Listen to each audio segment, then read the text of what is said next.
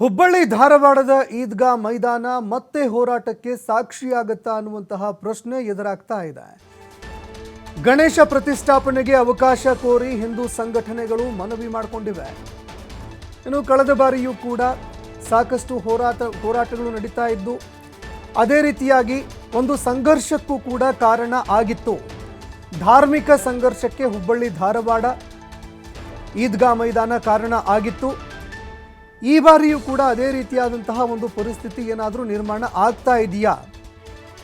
11 ದಿನಗಳ ಕಾಲ ಗಣೇಶನ ಪ್ರತಿಷ್ಠಾಪನೆಗೆ ಅವಕಾಶ ಕೋರಿ ಹಿಂದೂ ಸಂಘಟನೆಗಳು ಮನವಿ ಮಾಡಿಕೊಂಡಿವೆ. ಇನ್ನು ಕಳೆದ ಬಾರಿ ಅನುಮತಿ ನೀಡಲಾಗಿತ್ತು. ಸಂಘಟನೆಗೆ ಮಾತ್ರ ಅವಕಾಶ ನೀಡಿ ಅಂತ ಈಗ ಪಟ್ಟು ಹಿಡಿಯಲಾಗ್ತಾ ಇದೆ.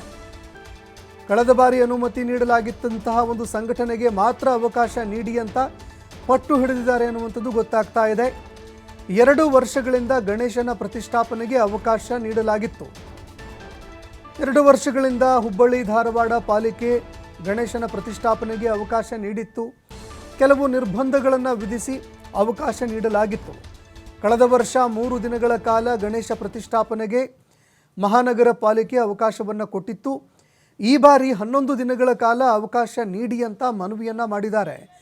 ಕಳೆದ ಬಾರಿ 3 ದಿನ ನೀಡಲಾಗಿತ್ತು, ಆದರೆ ಈ ಬಾರಿ 11 ದಿನ ನೀಡಬೇಕು ಅಂತ ಅವಕಾಶ ಕೋರಲಾಗಿದೆ.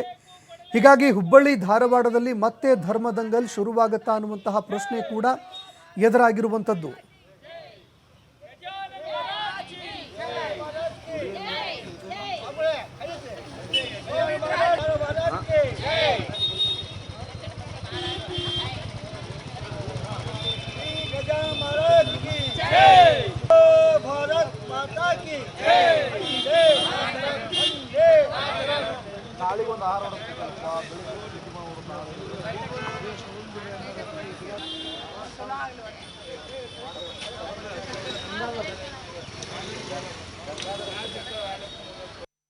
ಮಹಾನಗರ ಪಾಲಿಕೆಗೆ ಏನು ಅಪ್ಲಿಕೇಶನ್ಸ್ ಬಂದಿದ್ದಾವೆ ಈದ್ಗಾ ಮೈದಾನದಲ್ಲಿ ಗಣೇಶ ಪ್ರತಿಷ್ಠಾಪನೆ ಮಾಡಲಿಕ್ಕೆ ಅದನ್ನು ಕಾನೂನಾತ್ಮಕವಾಗಿ ಪರಿಶೀಲನೆ ಮಾಡ್ತೀವಿ.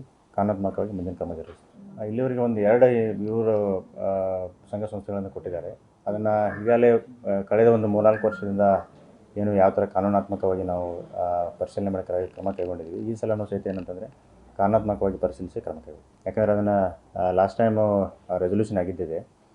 ಹೀಗಾಗಿ ಅದರ ಪ್ರಕಾರ ನಾವು ಕ್ರಮ ಕೈಗೊಳ್ಳಬೇಕಾಗುತ್ತೆ.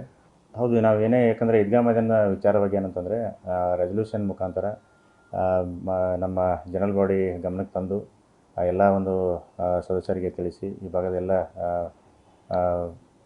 ನಾಯಕರಿಗೆ ಅದನ್ನು ಡಿಸ್ಕಸ್ ಮಾಡಿಕೊಂಡು ಏನಂತಂದರೆ ಲಾ ಆ್ಯಂಡ್ ಆರ್ಡರ್ ಇಶ್ಯೂ ಇರೋದ್ರಿಂದ ನಮ್ಮ ಪೊಲೀಸ್ ಕಮಿಷನರ್ ಅವರು, ಮಾನ್ಯ ಜಿಲ್ಲಾಧಿಕಾರಿಗಳು ಅವರೊಂದಿಗೆ ಚರ್ಚೆ ಮಾಡಿ ಸೂಕ್ತವಾಗಿ ಏನು ಕಾನೂನಾತ್ಮಕವಾಗಿ ಕ್ರಮಗಳನ್ನು ಜರುಗಿಸಬೇಕು ಅದರ ಪ್ರಕಾರ ಕ್ರಮ ಜರುಗಿಸ್ತೀವಿ. ಮಹಾನಗರ ಪಾಲಿಕೆಗೆ ಏನು ಅಪ್ಲಿಕೇಶನ್ಸ್ ಬಂದಿದ್ದಾವೆ ಈದ್ಗಾ ಮೈದಾನದಲ್ಲಿ ಗಣೇಶ ಪ್ರತಿಷ್ಠಾಪನೆ ಮಾಡಲಿಕ್ಕೆ ಅದನ್ನು ಕಾನೂನಾತ್ಮಕವಾಗಿ ಪರಿಶೀಲನೆ ಮಾಡ್ತೀವಿ.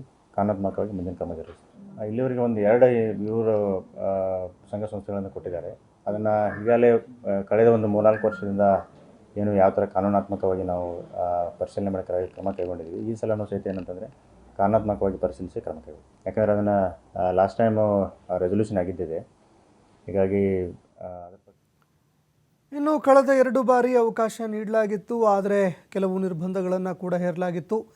3 ದಿನಗಳವರೆಗೆ ಮಾತ್ರ ಗಣೇಶನ ಪ್ರತಿಷ್ಠಾಪನೆಗೆ ಅವಕಾಶ ನೀಡಲಾಗಿತ್ತು.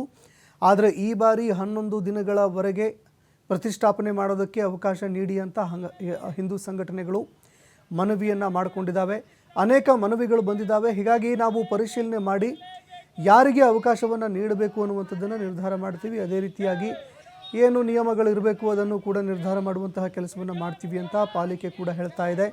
ಇನ್ನು ಮತ್ತೊಂದೆಡೆಯಲ್ಲಿ ಈ ಬಾರಿಯೂ ಕೂಡ ಧರ್ಮದಂಗಲ್ಗೆ ಅವಕಾಶವನ್ನು ಮಾಡಿಕೊಡುತ್ತಾ ಈ ಒಂದು ವಿವಾದ ಅನ್ನುವಂಥದ್ದು ಕೂಡ ಈಗ ಎದುರಾಗ್ತಾ ಇರುವಂತಹ ಪ್ರಶ್ನೆ.